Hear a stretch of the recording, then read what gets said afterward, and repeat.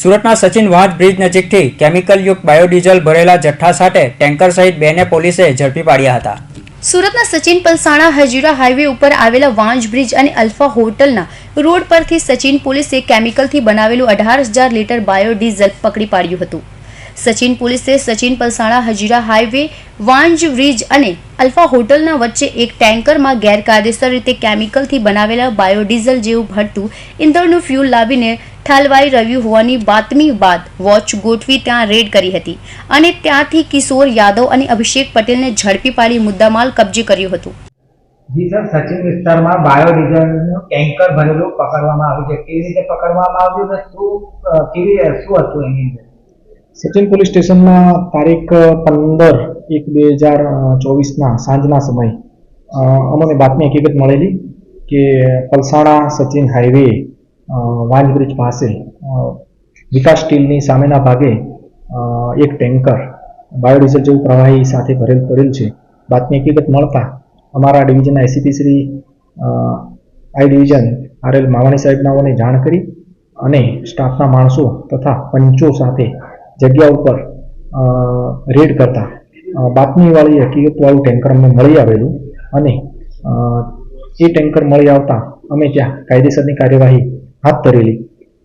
ત્યાં ટેન્કર પાસે કિશોર અનિલ યાદવ નામનો ડ્રાઈવર મળી આવેલ અને અમારી કાર્યવાહી ચાલુ હતી. એ દરમિયાન અન્ય બીજો એક આરોપી કે જે ટેન્કર મંગાવેલ હતું બાયોડીઝલનું એ આશિષ કુમાર જગદીશભાઈ પટેલનાઓ પણ આવી જતા બંનેને સ્થળ ઉપરથી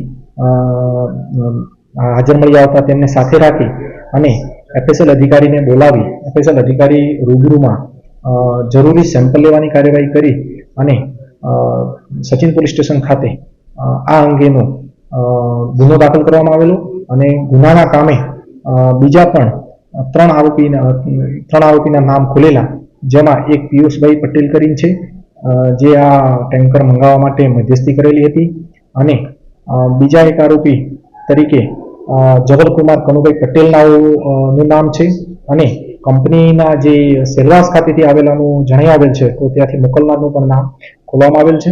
અને આ અંગે આ કેટલા સમયથી આવું પ્રવાહી મંગાવતા હતા અને અગાઉ ક્યારે મંગાવેલ છે એ બાબતે વિગતવારની તપાસ હાલમાં ચાલુ કરેલ છે અને આરોપીની ધરપકડ કરવામાં આવેલ છે અને પોલીસ વિગતવાર તપાસ કરી રહેલ છે. જી સર, કેટલા લીટર બાયોડીઝલ ઝડપવામાં આવ્યું છે? કેટલાનો મુદ્દા માલ હતો અને ક્યાંથી લાવતો હતો અને ક્યાં વેચવા જતો હતો? અત્યારે જે ટેન્કરમાંથી મળી આવેલ છે બાયોડીઝલ એ 18,000 લીટર જેટલું ટોટલ થાય છે અને કુલ મળી અને 34,35,000નો મુદ્દામાલ કબજે કરવામાં આવેલો છે અને પ્રાથમિક રીતે આ ટેન્કર સેલવાસ ખાતેથી લાવેલાનું અને જે આરોપી મળી આવેલ છે આશિષ કુમાર અને અન્ય જે આરોપી છે જબલકુમાર નાવ એ પોતાના ત્યાં જોગમાયા કરીને નામની એક પેઢી ચલાવે છે. એમની પાસે લગભગ 15 જેવી ગાડીઓ હોવાથી એની અંદર આનો ઉપયોગ કરતા હોય એવું પ્રાથમિક દ્રષ્ટિએ જણાઈ આવેલ છે, જે અંગે અત્યારે તપાસ ચાલુ છે. જી સર, બાયોડીઝલમાં પહેલી વખત પકડાયા છે કે અગાઉ બી કોઈ ગુના રજીસ્ટર છે?